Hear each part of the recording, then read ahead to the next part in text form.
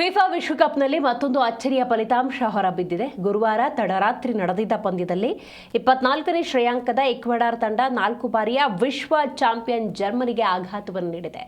Group E ಪಂದ್ಯದಲ್ಲಿ Ecuador ಬಲಿಷ್ಠ German ತಂಡವನ್ನು 2-1 ಅಂತರದಿಂದ ಸೋಲಿಸಿ ಆ ಮೂಲಕ ನಾಕ್ಔಟ್ ಹಂತಕ್ಕೆ ಅರ್ಹತೆಯನ್ನು ಪಡೆದುಕೊಳ್ತು. ಇದು ಫಿಫಾ ಇತಿಹಾಸದಲ್ಲಿ ಈಕ್ವೆಡಾರ್ ತಂಡ ನಾಕ್ಔಟ್ ಹಂತಕ್ಕೆ ಮುನ್ನಡೆದಿದ್ದು 2ನೇ ಬಾರಿ. ಇದಕ್ಕೂ ಮುನ್ನ 2006ರಲ್ಲಿ 16ನೇ ಸುತ್ತಿನವರೆಗೂ ಮುನ್ನಡೆಯನ್ನು ಸಾಧಿಸಿತ್ತು. ಈ ಮಧ್ಯೆ ಈಕ್ವೆಡಾರ್ ತಂಡದ 5ನೇ ವಿಶ್ವಕಪ್ ಇದಾಗಿದೆ.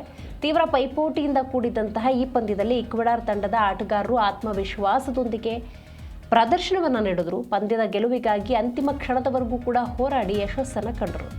ಈಕ್ವೆಡಾರ್ ಗೆಲುವು ಸಾಧಿಸ್ತಾ ಇದ್ದಂತೆ ಮೈದಾನದಲ್ಲಿ ನಡೆದಿದ್ದ ಫ್ಯಾನ್ಸ್ಗಳ ಸಂಭ್ರಮ ಮುಗಿಲು ಮುಟ್ಟಿತ್ತು.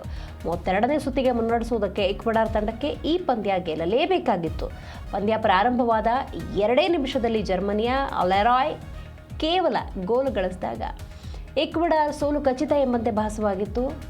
ಆದಾಗ್ಯೂ ಜರ್ಮನಿಯ ಈ ಖುಷಿ ಅಲ್ಪಕಾಲಿಕವಾಗಿತ್ತು. ಈ ಹಿನ್ನಡೆಯಿಂದಾಗಿ ಬೇಗನೆ ಚೇತರಿಸಿಕೊಂಡ ಈಕ್ವೆಡಾರ್ ಪಂದ್ಯದ 9ನೇ ನಿಮಿಷದಲ್ಲಿ ಅದ್ಭುತ ಗೋಲು ಗಳಿಸಿ ಸಮಬಲವನ್ನು ಸಾಧಿಸುವಂತಾಯಿತು. ನೆಲ್ಸನ್ ಗೋಲು ಗಳಿಸ್ತಾ ಇದ್ದಂತೆ ಕ್ರೀಡಾಂಗಣದಲ್ಲಿ ಫ್ಯಾನ್ಸ್ ಕುಣಿದು ಕುಪ್ಪಳಿಸಲು ಆರಂಭಿಸಿದರು.